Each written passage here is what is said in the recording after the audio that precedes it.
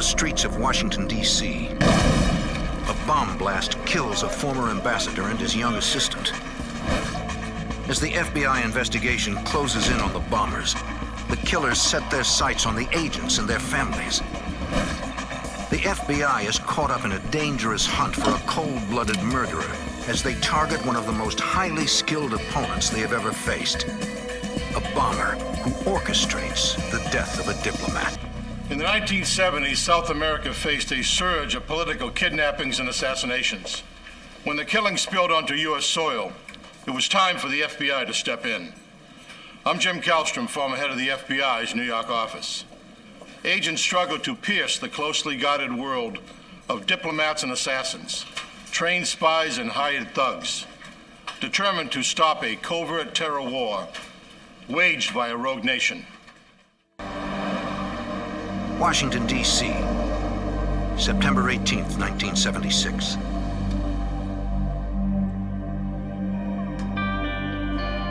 A man prepares deadly revenge against one of his nation's fiercest critics. Dear friends of Chile. The intended victim is former Chilean ambassador Orlando Letelier. The outspoken socialist is in the U.S. condemning the military government of dictator Augusto Pinochet. The Pinochet government seized power 3 years earlier in a bloody coup. Letelier rails against the current Chilean regime for human rights violations and for stripping him of his Chilean citizenship. His outspoken criticism causes one European country to stop lending money to Chile.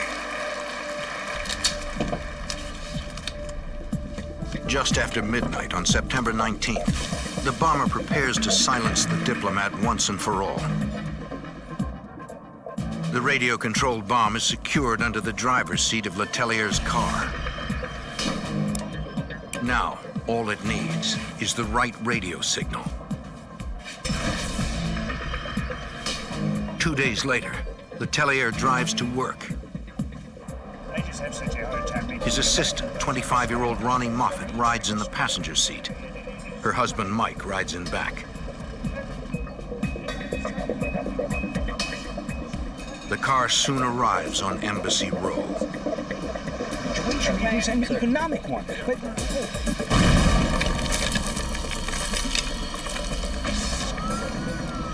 Police protecting the embassies call for ambulances and rush to help. Orlando Letelier is barely alive. The bomb blew off his legs and blasted shrapnel through his torso.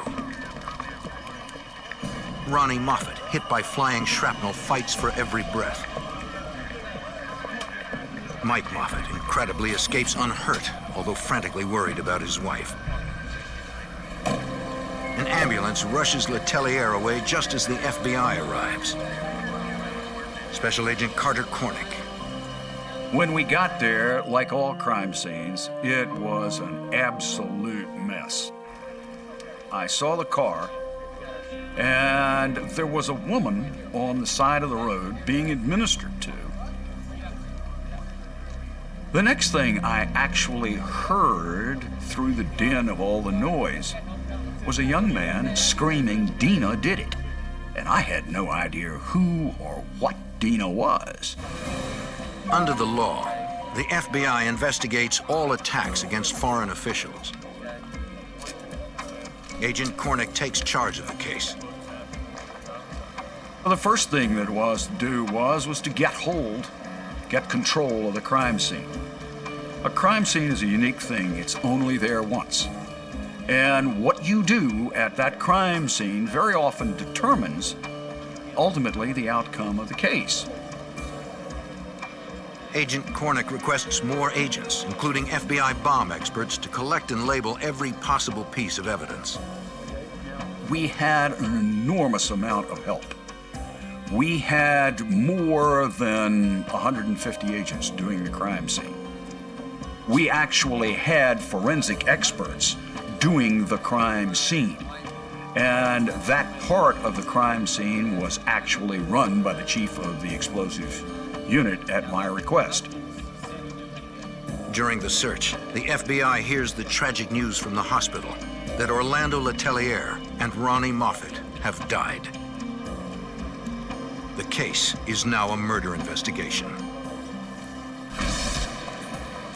At the U.S. District Courthouse, the U.S. Attorney decides this politically sensitive public assassination must be handled with the utmost care and urgency.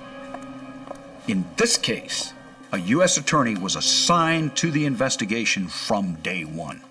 That had never been done before, except in Watergate. The U.S. Attorney assigns his most relentless prosecutor, U.S. Assistant Attorney Gene Proper. It was a heinous murder, and I wanted to solve it to make sure that people knew you couldn't do it here.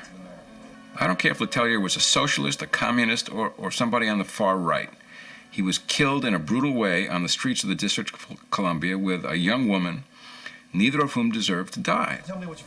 By the second day, investigators begin looking at possible motives for killing Letelier.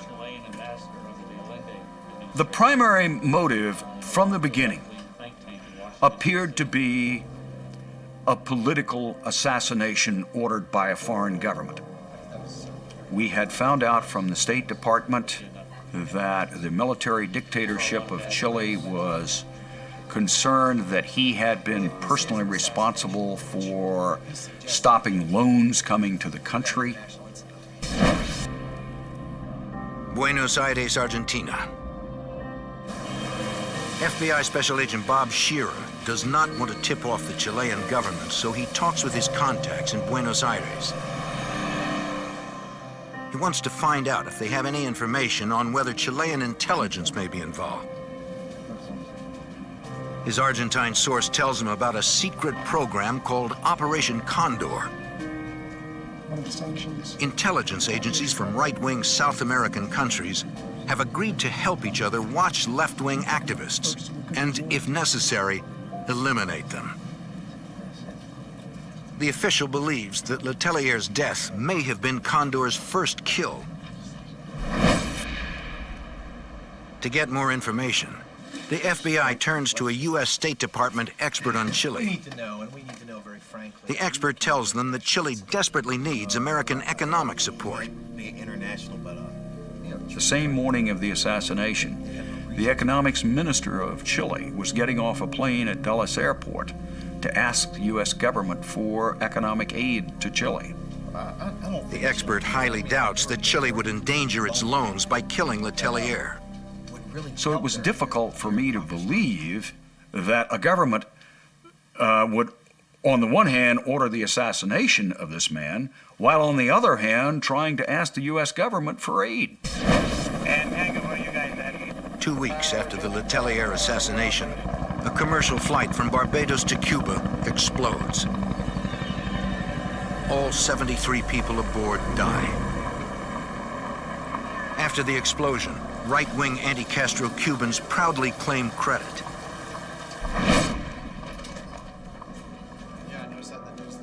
Because of the timing of the bombing of the airliner, investigators wonder if anti-Castro Cubans may have also had a hand in the assassination. Letelier was a socialist and an admirer of Fidel Castro. Seems like a long shot, but right now it's the only lead the agency has. Agent Cornick asks the FBI lab to compare the Letelier bomb against past anti-Castro Cuban bombs. Technicians have little to work with because the explosion destroyed most of the evidence. From what little remains, they determined that the bomb is unlike anything they've ever seen before. FBI Special Agent Larry Wack. The lab came back and said basically the Letelier bomb doesn't match other right-wing Cuban bombs that we have examined already. We didn't want to hear that. That's the last thing you want to hear, that you don't have a match. But because of the right-wing Cubans' history of assassinations, investigators can't entirely rule them out.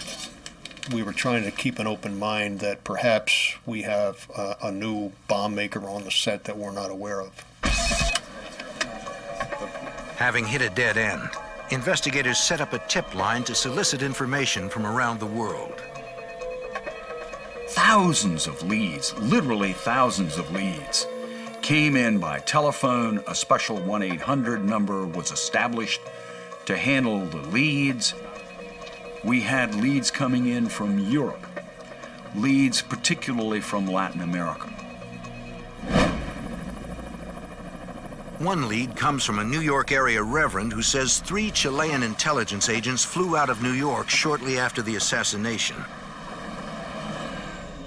FBI Special Agent Larry Wack interviews the reverend. And it was evident, you know, in the first 5 minutes of the interview that this guy had seen nothing. So, of course, I'm trying to zero in on, look, you know, who exactly saw these 3 Chilean agents? The reverend got the tip from some friends, but he will not reveal their names. I told the reverend, I said, look, get back to the people that supposedly saw this and get them in touch with us.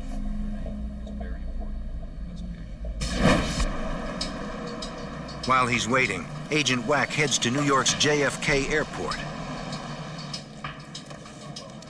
He follows up on the reverend's tip that Chilean agents flew out shortly after the assassination. Because these items should be noted by the... No one can confirm the story.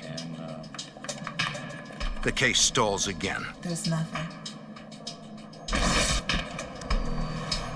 A few weeks later, Agent Wack says goodbye to his fiancée, who leaves for her job as an airline flight attendant. He has no idea he is not the only one who watches her go. In the airport parking lot, a threatening stranger confronts Wack's fiancée. The bombers are striking back, hitting the FBI close to home. A car bomb in Washington, D.C. kills former Chilean ambassador Orlando Letelier and his assistant. As the FBI begins investigating the murder, Special Agent Larry Wack's fiancée is threatened. The frightened flight attendant calls Agent Wack. I was absolutely appalled that something like this would happen, that whoever it was didn't have the guts to come after me, that they had to go after her. Agent Wack believes he must have interviewed someone close to the assassination. I don't know what we did, but we struck a nerve somewhere. And now we got to go back and re-examine what we've been doing, and myself, particularly what I had been doing, who I had been talking to and so on, to see where this threat may have emanated from. Agent Wack's fiancée helps create a sketch of the man who threatened her. Agents show the sketch to Chilean immigrants throughout New York, trying to find someone who recognizes the man. But no one seems to know him. Washington, D.C., 1 month after the bombing. Clearly said in Townsend versus New York. Assistant U.S. Attorney Gene Propper and FBI Special Agent Carter Cornick receive a possible lead. We got 2 Chilean. The State Department provides photos of 2 suspicious Chilean intelligence officers whose real names are unknown. A month before the Letelier killing, at the U.S. Embassy in Paraguay, 2 Chileans requested visas for what were obviously false passports. One of the men did not look Chilean, and the 2 openly admitted being intelligence agents. They claimed they needed the visas to attend a meeting with the CIA in Washington, D.C. Well, I'll need to see your passport. The ambassador decided to take the unusual precaution of secretly photographing the passports. Thank you. When the CIA denied knowing the 2 agents, the ambassador canceled the visas. What do we know about these guys? Investigators believed the photos could relate to their case. Went in for their FBI Special Agent Carter Cornick. photographing. We wouldn't have any lead at all. We had these 2 photographs, but we didn't know who they were. If we could identify those 2 people, They were suspicious. we could take the case a step further. The mug shots, we got to roll through the books. We got to roll these guys. A few days later, investigators get a lead that again points them to Cuba. A Venezuelan newspaper prints a story claiming right-wing Cubans based in the United States killed Letelier. It names the prime suspects as the Ayala brothers from New Jersey. Investigators know Enrique and Sanchez Ayala well. Enrique. They are founding members of a violent anti-Castro group called the Cuban Nationalist Movement. They are suspects in several recent high-profile bombings, including a Russian ship in New York 5 days before the Letelier assassination, and an attempted bombing at the New York Academy of Music, where Cuban artists were set to perform. The FBI begins to wonder if the Ayala brothers also targeted Chilean socialist Orlando Letelier. In one of New Jersey's Cuban neighborhoods, an FBI agent tracks down Enrique Ayala to find out. Brian, I'm with the FBI. When the agent asks him where he was the day Letelier was killed, Ayala gives an odd reply. That's my trump card. It's an ace up my sleeve. Investigators in Washington, D.C. find his comments suspicious. Well, I think there's precedent. Assistant U.S. Attorney Gene Proper. He said in Townsend versus Right away, when you hear something like that, you begin to think, what's this guy want to hide? Proper asks the FBI to serve Ayala with a subpoena to appear before the grand jury. I told you. In the United States, no citizen is obligated to talk to the police or the FBI. If the FBI comes up to you on the street, you can say, "Get lost." There is an obligation to testify before the grand jury if you're brought in by subpoena. An agent heads out to serve Enrique Ayala with the subpoena. FBI. Ayala's wife says she doesn't know where he's gone. He's disappeared. Ma'am? Hi, Special Agent. Agents question anti-Castro Cubans, demanding that they give up Ayala. The pressure finally gets to Ayala, who agrees to come in. Coming in, please have a seat. At Proper's office in Washington, D.C., Ayala proclaims he had nothing to do with Letelier's death. Investigators ask why he made the comment about an ace up his sleeve. You might have some information. Ayala says he was just joking, pulling the agent's chain. Investigation? No, can't help me. Proper grills Ayala before the grand jury. He denies any knowledge of the Letelier murder and takes the fifth when asked if he has recently traveled to Chile. New York City. A few days after Ayala's testimony, Special Agent Wack gets a call at home from a suspected anti-Castro bomber. Do what? He said that, I'm coming over to your house in a minute to talk to you. Agent Wack fears he is in danger. The big question was, how did he get my phone number? And more importantly, how did he know where I lived? So I grabbed my neighbor, who was a New York City police officer, told him, grab your gun, come outside, and I told him what had happened, that I had gotten this phone call, and I don't know what's coming next. We hid outside in an alleyway, and within a period of about 3 minutes, here comes this nationalist guy at my front door. Yeah, it's him. He recognizes me. We had an altercation out in front of my residence where he was telling us, that they didn't have anything to do with the threat on my fiance, and, why don't you back off of our group? Why you bother? I pretty much told him that the next time you show up at my front door, you're going to go home in a body bag. Okay. I was extremely mad at this whole situation. I mean, it was bad enough that my fiance gets threatened, and now I got these bombers showing up at my front door, and you're like, what's next? Far from backing off, Agent Wack cranks up the pressure. If the Cubans are nervous, the FBI must be close to finding their connection to the assassination, and possibly even the bomber. Agent Wack goes after the Cubans, hunting for anyone with information. If you think you're going to intimidate the FBI into not investigating, you're making a mistake. You're going to make them investigate harder. I don't know nothing about it. The people he approaches give him the cold shoulder or even insult him. Man, get away from me. But he continues to hunt for leads. Finally, 5 weeks after Letelier's murder, Agent Wack meets a former Cuban bomb maker who says he wants to talk. It could be a major break in the case.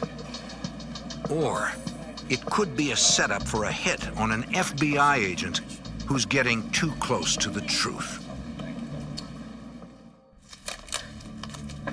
A powerful remote-controlled bomb kills former Chilean ambassador Orlando Letelier and his assistant in Washington, D.C. The FBI believes the key to the case may be hiding in the New York anti-communist Cuban community, an organization known for targeting outspoken socialists. FBI Special Agent Larry Wack doggedly hunts for leads until a former anti-Castro bomb maker tells him he wants to talk. And the thing that he couldn't sleep with was he didn't care that Letelier died. He couldn't sleep with the fact that the girl was killed, Ronnie Moffett. And that's where he drew the line. The bomb maker says he's heard that Enrique Ayala, the leader of a violent anti-Castro group, has met several times with a Chilean covert contact. He said the Cubans wanted support from the right-wing Chilean government. Agent Wack uses the information to question other informants. They tell him that Ayala has been seen meeting with a tall, blonde Chilean with a military bearing. One informant was telling me that the nationalists were referring to him as El Flaco, or the tall, thin one.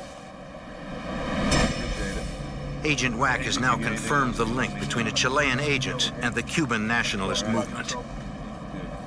Now you've got evidence of a Chilean agent in contact with a nationalist, and you've got the nationalists with a track record of bombings going back quite a few years.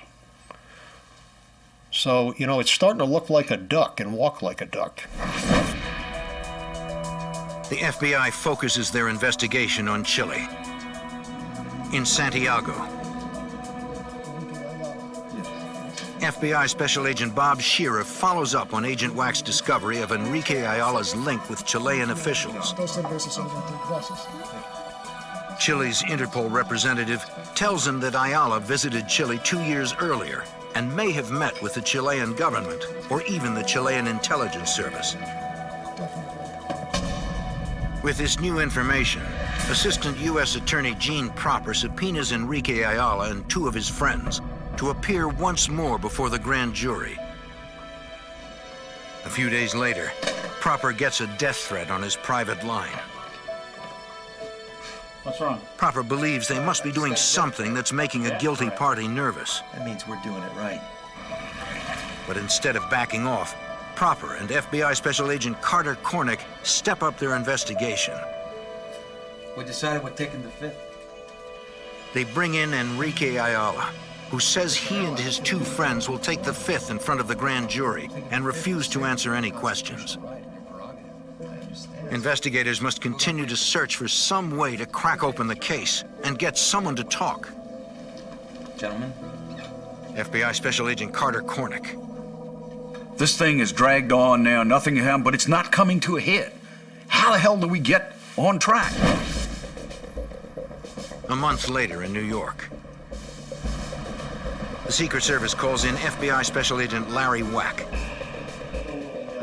They've arrested a counterfeiter who specializes in making fake IDs who wants to cut a deal. He claims to know of a plot by the Ayala brothers to kill the U.S. Attorney General and Prosecutor Eugene Proper. After months of investigation, this could be the break in the case the FBI has been waiting for. The break that will finally lead them to the bombers. In Washington, D.C., a remote-controlled bomb kills a former left-wing Chilean ambassador and his assistant. In New York, 8 months after the assassination, a counterfeiter contacts the FBI. He provides fake IDs to an anti-communist Cuban group suspected of the bombing. The counterfeiter claims to have inside information and wants to cut a deal with FBI Special Agent Larry Wack. He laid out a situation that he was in the process of making up false driver's licenses and passports and whatnot for some of the guys in the nationalist movement. You know, your first assumption is this crowd's getting ready to take off. They're going underground. The counterfeiter says the Cuban nationalists told him that if their leader, Enrique Ayala, goes to jail, they will kill the U.S. Attorney General and Assistant U.S. Attorney Gene Proper, the prosecutor on the case. Well, what you're saying is Agent true. Wack offers to speak to the Secret Service on the counterfeiter's behalf if he will inform on Enrique Ayala and his brother Sanchez. Okay. And you're willing to follow through on this? The counterfeiter reluctantly agrees. He says he's supposed to meet with Sanchez Ayala soon to deliver a false ID. The night of the meeting, Agent Wack watches from hiding. The counterfeiter arrives carrying a false ID hidden in a magazine. We were able to corroborate a lot of what he was telling us without him knowing it.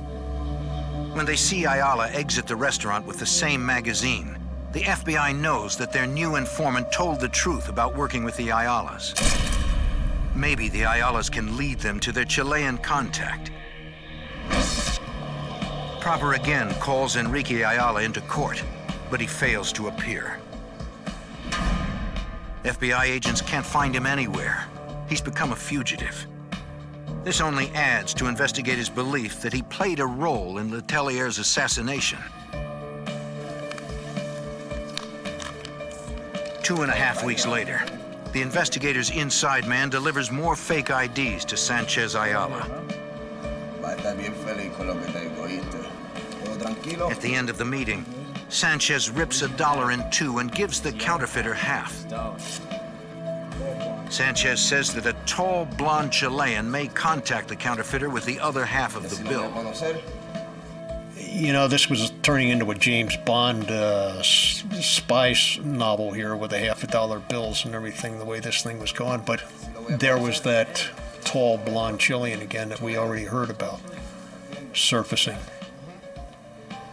He was this continuous, elusive guy. The FBI doubts this mysterious Chilean intelligence agent will come all the way to America again to meet with their counterfeiter. Chilean intelligence can fabricate their own high-quality fake IDs. Agents follow Sanchez Ayala to Miami, hoping he will lead them to his fugitive brother. But after days of trailing Sanchez, they lose him. 2 weeks later, the FBI gets an unlikely break when a tall, blonde Chilean approaches the counterfeiter. At first, the Chilean casually chats with him about motorcycles. But before he leaves, he says that a friend of Enrique Ayala's will be in touch for more false IDs. When he hears about the tall, blonde Chilean, Agent Wack arranges an urgent meeting with the counterfeiter. Agent Wack shows the counterfeiter a photo layout, including a passport photo of a Chilean intelligence agent who tried to get into the U.S. using the false name Juan Williams. Showed him the pictures, and he goes right to the Williams photo, and he says, "This is the guy that I met, absolutely no question about it." Investigators finally have a name to link to the mysterious stranger. They go to Chile to try and learn all they can about the man who calls himself Juan Williams. In Santiago, FBI Special Agent Bob Shearer discovers that no one named Juan Williams works for the government or the armed forces. Washington, D.C. It has been 1 year since the assassination of former left-wing Chilean Ambassador Orlando Letelier and his assistant Ronnie Moffett. Investigators believe the right-wing anti-Castro Cubans working with people inside Chile's intelligence agency possibly orchestrated the murder. Assistant U.S. Attorney Gene Proper tries to make sense of the lead so far. The case started to slow down in mid to late 1977 because while we had this information, we didn't really have a whole lot of proof. And we were trying to get information from Chile without a lot of success. Investigators decide to approach the Chilean government directly and demand information on the intelligence agent who is meeting with Cuban bomb makers in the U.S. and uses the false name Juan Williams. Direct pressure. Chile's got what appears to be a bona fide intelligence agent running around with a bunch of bombers in the United States, and this is going to be very embarrassing for Chile. They better have a good answer for this one. In Santiago, Chile, What is it that I can do for you today? Agent Shearer tells a Chilean official that the FBI wants to interview Juan Williams and another intelligence agent who also applied for a U.S. visa using a false name. You're quite sure? We have some photos of them. The U.S. could prosecute both men for filing for a visa with a fake passport. Men and The Chileans say they will look into it. We have a very large organization. After waiting a month with no reply from Chile, Proper files court papers with an unsealed cover letter that includes the agents' false names and implies they played a major role in Letelier's murder. If the Chilean government masterminded the killing, Proper intends to hold them accountable. I summarized what I thought the evidence would show and put it in a letter that was outside the package. Nobody had ever seen that done before, and the State Department sort of laughed about it. But I thought when that became public, and I made sure it became public because it was not a sealed document, the Chileans would panic and would start to hear things. Then what happened is the photographs which were in there sealed leaked to the press. News stories hit front pages all over the world, accusing the Chilean intelligence service called DINA of the killing. And the Chileans went crazy because all of a sudden it was saying DINA was involved with the Cubans in killing Letelier. Didn't say 100%. And the Chileans started calling us. They wanted a meeting with the Secretary of State. They wanted a meeting with the Attorney General. The newspaper articles unleash a flood of tips for the FBI. One newspaper identifies the mysterious blonde intelligence agent known as Juan Williams. You can see on the screen there. In a shocking twist, it reveals that he was born in the U.S. The FBI is stunned. Could it be possible that the Chilean assassin is an American? While the FBI investigates the 1976 car bomb killing of Orlando Letelier and his aide Ronnie Moffett, newspapers all over the world pick up the story of two Chilean intelligence officers suspected of the killings. When the story breaks, the FBI gets word that a newspaper has identified the intelligence agent known as Juan Williams. Juan Williams. What do you know? One Chilean newspaper just identified. It appears he's an American. Michael Townley. All right, run that name through U.S. passport, get on the horn right away. FBI Special Agent Carter Cornick. When it turned out one of them was a U.S. national, that made our position so much stronger. And why was a U.S. national working for the Chilean intelligence service? The U.S. Passport Office reports that there is a Michael Townley who matches the description of the blonde intelligence agent currently registered as an American living in Chile. He's 36, born in Iowa, but grew up in Chile. Agents head to Fort Lauderdale to follow up another tip that Juan Williams is really a man named Kenneth Einart. He's been buying electronic surveillance equipment for the Chilean government. At an electronics store that sells hidden microphones, phone taps, and other high-tech surveillance equipment, the store owner identifies the Juan Williams passport photo as Kenneth Einart. The owner provides records showing that Einart shopped at the store the day the bomb killed Letelier. He also provides an official letter from the Chilean government authorizing Kenneth Einart and Michael Townley to make purchases on their behalf. The FBI now believes that Kenneth Einart is an alias for Michael Townley and that the Chilean government is somehow involved in the killing. Now, the FBI has their first solid suspect in the case. The next day in New York, FBI Special Agent Larry Wack meets with a counterfeiter turned informant. He's been watching a group of anti-communist Cuban nationalists the FBI suspects of working with the government of Chile. Agent Wack wants to know how they are responding to the news that the FBI has identified their Chilean contact, Michael Townley. Everybody in the exile community with the nationalists and everywhere else went scrambling. It was like, uh-oh, cat's out of the bag. They know who he is. And it was time to run. Agent Wack pressures the counterfeiter to set up a meeting with a key Cuban nationalist suspect before he runs. I told the counterfeiter, I said, just tell him flat out that I came to see you. I found out that you're hanging with the nationalists again, and that I paid you a visit, and you're getting subpoenaed to the grand jury.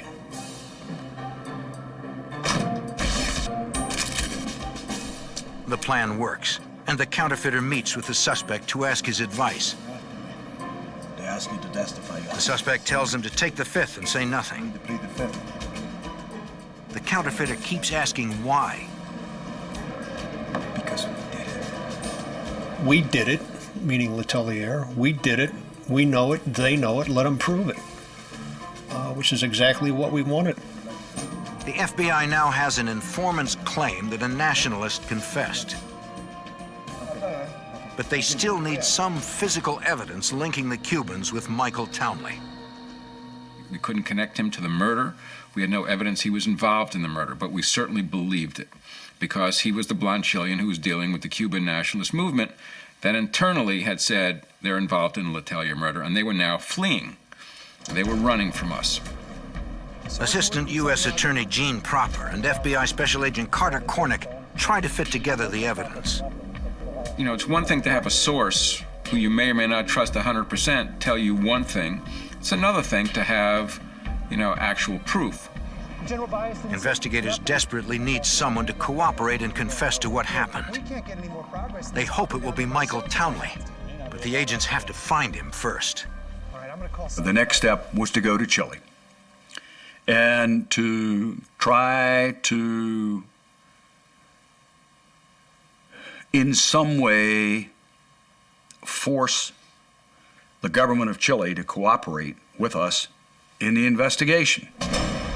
The fact that these two men had applied for false passports to come to the United States a week before the assassination was of real interest to us.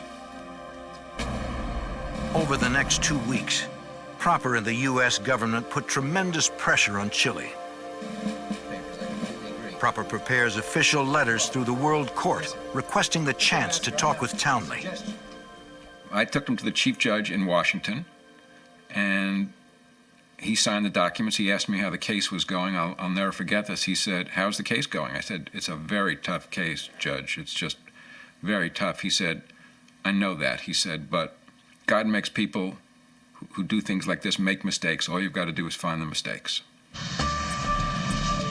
To find the mistakes, Proper has to get to Townley. But the prosecutor is still getting resistance from the Chilean government. I'm sorry. Then the Chilean government said, this is going to make the government fall. We can't give over an intelligence officer. We said, he's an American. He committed a crime in the United States. We want him.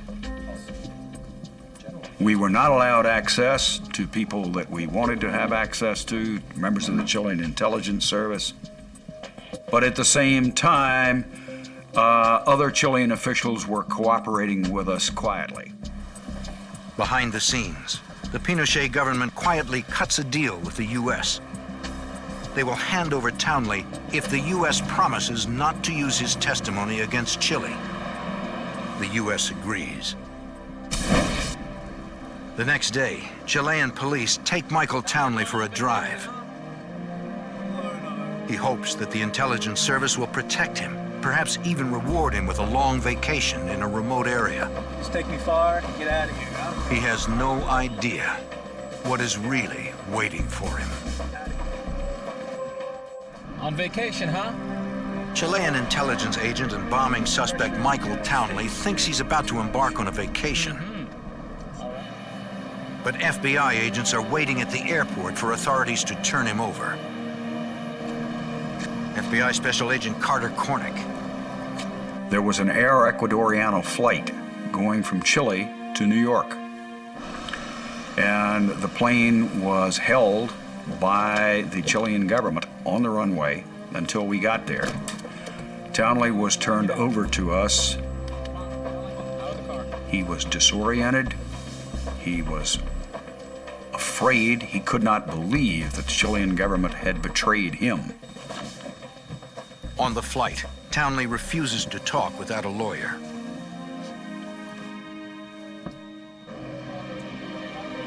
Once in the U.S., the FBI holds Townley at the Marine base in Quantico, Virginia. They suspect him of murdering a Chilean diplomat and enlisting right-wing Cubans to help him. But the only real charge they have against him is using a fake passport. Townley meets with his attorney, while Assistant U.S. Attorney Gene Proper prepares for plea negotiations. And it's going to be very difficult because we really don't have a murder case against Townley. We still did not have any case against Michael Townley except the passport violation case. Miami, Florida. Hey man, hold up. That's Ayala. Agents get a break when an alert Miami police officer spots one of the men linked to Townley in the murder, Cuban nationalist leader Enrique Ayala. You're Enrique Ayala, aren't you? No, sir. Please take off your sunglasses. These are my identification, sir. Seguro que sí. Agent Cornick and Prosecutor Proper use Ayala's arrest and the arrests of other nationalist suspects to pressure Townley. Enrique Ayala has been arrested. We went to Townley and his lawyer and said, your time's about out. We've just rolled the Cubans up. We're going to make the deal with the first person who's willing to talk to us. We knew the Cubans would never talk, but we didn't tell that to Townley and his lawyers. Townley has to think we know what happened. We singled him out and brought him to the United States. He has to worry that we have more information than he knows about. But all we had on Michael Townley was a passport violation and knowledge that he had met with the Cubans. But unless the Cubans talked or Townley talked, we didn't have enough to bring a case against anybody. Don't worry, Michael. After hours of negotiation, Townley agrees to cooperate in exchange for a 10-year sentence. Townley reveals that he worked as a highly skilled agent and assassin for Chilean intelligence. He worked for the Chilean secret police, which was run by a general, and he viewed his assassinations as legitimate orders from his government. The Chilean secret police wanted Letelier dead because Letelier was viewed as a spokesman who was in the United States and creating a fuss against the Pinochet government. He was meeting on Congress with senators, he was talking around the world, and the Pinochet government was a very repressive, right-wing government, and Letelier was very well-spoken, and he was causing them some grief. This was not Townley's first assassination. Given an order, military operation, and that's what... As an expert in electronics and bomb making, Townley helped commit assassinations in South America, North America, and Europe. This man, without question, was the most dangerous man I have ever met. This is a man who bragged about his role in building bombs that killed other people. And the justification? Letelier was a soldier, I was a soldier. Townley says he made a bomb in a motel room and attached it to Letelier's car at night. The Cubans were anxious to create ties to the right-wing Chilean government and agreed to help. Townley arranged for the Cubans to set the bomb off. He then flew to Florida, leaving 2 of the Cubans with a remote control. He says he doesn't know who pushed the button. The Cubans had no interest in Mr. Letelier. They wanted a relationship with the Chilean secret police for several reasons. Chile could give them sanctuary when they were in trouble in the United States. They had a very similar political ideology, was very right-wing. And they could get, they thought, material support, maybe money, from Dina. To prove Townley's story to a jury, the FBI buys an identical car and has him build an exact copy of the bomb. All of this was filmed. by the FBI so that it could be used at trial, actually to placing the bomb up underneath the car. All of the components were identical, the car was identical, and the question was, would the results be identical? We didn't know. Stand by for detonation. 3, 2, 1. When the dust cleared, I looked at the car that had just been blown up. It was the same car that I had seen 2 years ago in the crime scene. I could not believe it. I turned to look at Mike Townley. Mike Townley's face was ashen. He turned to me and said, "I'd like to leave." I had 2 of the other agents take him back to the car. Townley was somebody who had been involved in several murders, but never close up. He always did it at a distance. He never saw the victim. He was a soldier. He was told to assassinate somebody. He put a bomb somewhere. He did something, but he didn't do it close up. And when he saw the effects of it, he was apparently very affected by it. 2.5 years after the Letelier assassination, the Ayala brothers and an associate go on trial. The photos of the 2 blown-up cars provide the crowning piece of evidence. The resemblance was remarkable. At the end of 7 weeks of trial, the jury, when it deliberated, asked for 2 pieces of evidence. One were the pictures of the cars. An hour later, they came back guilty on all counts. The court sentences Enrique and Sanchez Ayala in the murder plot. But in a retrial, their convictions are overturned on a technicality. Over the next 20 years, 2 other anti-Castro nationalists and 3 Chilean officials end up serving time for the Letelier killing. FBI agent Carter Cornick sees Letelier's murder as a tragic misunderstanding. I think he was assassinated for 2 reasons. One, for what he had done, which was stopping government Dutch loans to Chile. And 2, they perceived him as a threat, which in reality he was not. The Chilean military believed that Letelier was forming a government in exile in the United States. It was simply not valid. It's just paranoia. Documents uncovered after the fall of Chilean dictator Augusto Pinochet would later confirm that the Chilean government ordered the death of Letelier. The FBI's relentless pursuit of the killers solved a difficult case and put rogue nations on notice. I think it sent a message to other governments considering extraterritorial sanctions, assassinations. Think twice before you do it.